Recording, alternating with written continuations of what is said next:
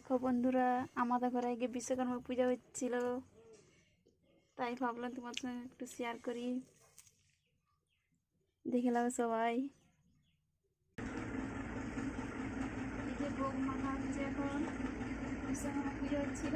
এই যে ভাত চালাকে দেবো, প্রসাদ মাখছি বন্ধুরা। খাবে তো তোমরাও, চলে এসো প্রসাদ।